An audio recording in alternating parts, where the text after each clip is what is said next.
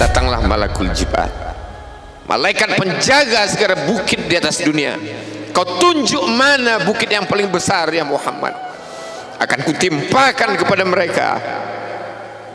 Hati yang luka biasanya akan marah, akan kecewa, tapi itu tidak terjadi pada Nabi Muhammad sallallahu alaihi wasallam.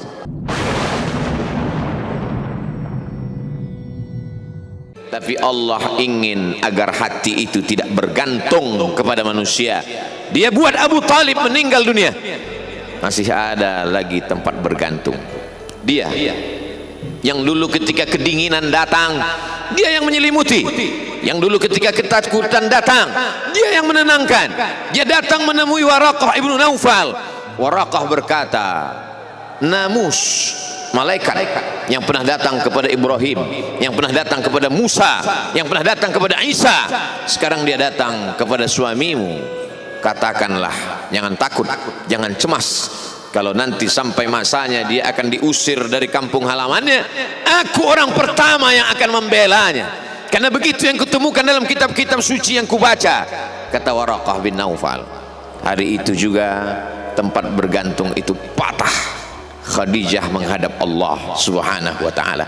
Tak lagi ada makhluk tempat bergantung, tak ada lagi ranting tempat berhinggap, tak ada lagi batang kayu tempat berpegang. Allah ingin agar engkau berserah hanya kepada Dia saja. Tidak ada makhluk. Bersandar kepada makhluk akan kecewa, bersandar pada kayu yang rindang akan tumbang, bersandar kepada benda akan binasa, bersandar kepada sahabat akan berubah menjadi musuh. Bersandarlah kepada Dia, Hayyun maha hidup, la yamut, Dia tak pernah mati. Bersandarlah kepada Dia, Al-Aziz yang maha perkasa, Al-Jabbar yang maha berkuasa. Itu yang diinginkan Allah dari sosok Sayyidina wa Maulana Muhammad sallallahu alaihi wasallam. Dia pergi, sengaja dia pergi berjalan kaki, karena kalau dia pergi menunggang unta, mereka sudah mengintai, dia pasti lari, dia akan pergi ke tempat yang jauh. Sengaja dia pergi berjalan kaki. Lalu kemudian dia pun sampai ke suatu tempat. Dia berharap mereka adalah orang-orang yang lembut akan yang menerimanya, tapi dia tidak diterima dengan tala'al badru alaina. Dia tidak diterima sebagai ahlan wasahlan. Ahlan, keluarga, kau datang kami sambut sebagai keluarga. Sahlan, mudah, kau datang urusanmu mudah. Ahlan wasahlan. Tapi dia tidak dianggap sebagai keluarga, dia tidak dianggap sebagai sahlan, dia dianggap sebagai musuh. Dia dilempar dengan batu, dia dilempar dengan kayu, dia dilempar dengan tulang onta. Apa yang dia lakukan? Dia bersembunyi di balik bukit. Dia angkat kedua tangannya. Ilaika ashku dha'fa quwwati. Kepada engkau saja aku mengadukan kelemahanku. Wa qillata hilati, ketidakberdayaanku. Wa hawani bainan nas, aku hina di tengah mereka. Kalau dulu aku ada tempat bergantung, ada tempat bersandar, ada tempat mengadu, hari ini hanya engkau saja ya Allah. Datanglah malakul jibal, malaikat penjaga segala bukit di atas dunia. Kau tunjuk mana bukit yang paling besar ya Muhammad, akan kutimpakan kepada mereka. Hati yang luka biasanya akan marah, akan kecewa, tapi itu tidak terjadi pada Nabi Muhammad sallallahu alaihi wasallam. Apa yang dia katakan? Asallahu an yukhrij min aslabihim man ya'budullaha wa la yusyrika bihi syai'a. Ya Allah, keluarkan dari tulang sulbi mereka, keluarkan anak cucu mereka yang akan menyembah Engkau. Tidak ada satupun yang akan mempersekutukan Engkau di atas muka bumi ini. Doanya dikabulkan, hatinya susah, pikirannya kacau, tapi lidahnya tidak berkata-kata kasar. Dia doakan agar anak cucu mereka menyembah Allah. 100% penduduk Taif hari ini bersyahadat asyhadu an la ilaha illallah wa asyhadu anna muhammadan rasulullah. Doa orang yang teraniaya, doa orang yang terzolimi. Dia berhenti di sebuah kebun.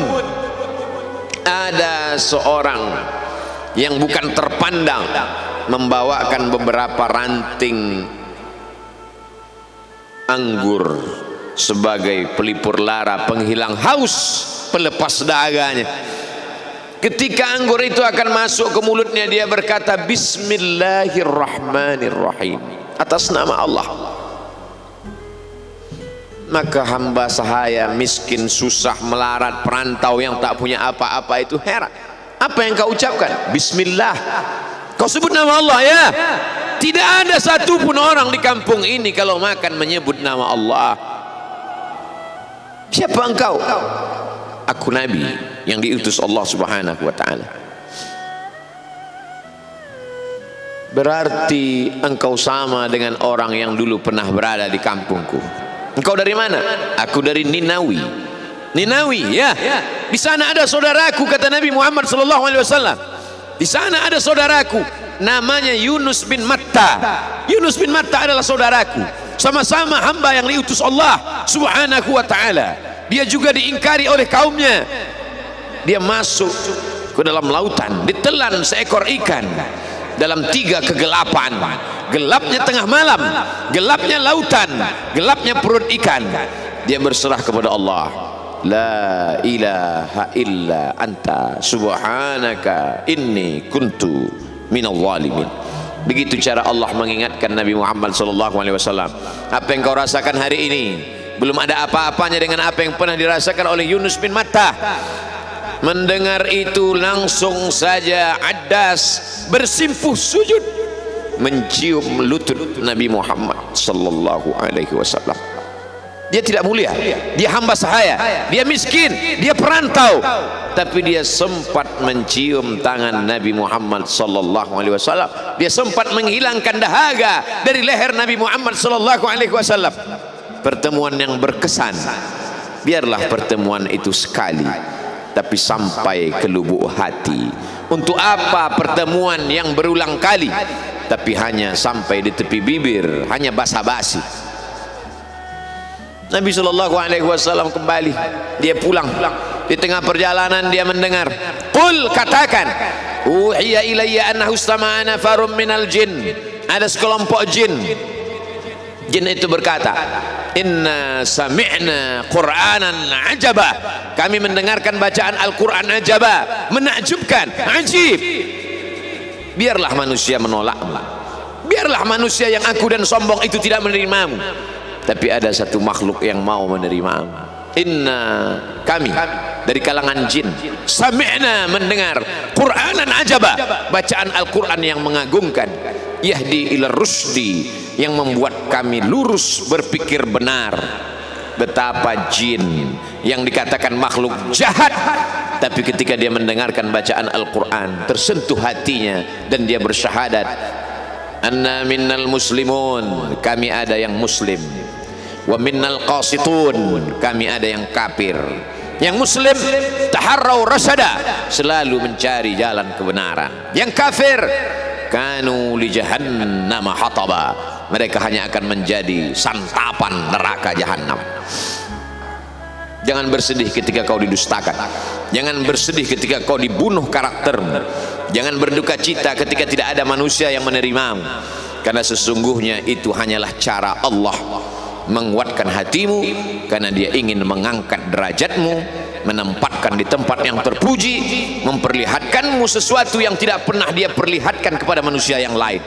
Dia buat hatimu hancur berkeping agar tidak lagi ada tempat makhluk dalam hatimu, yang ada hanya Allah semata.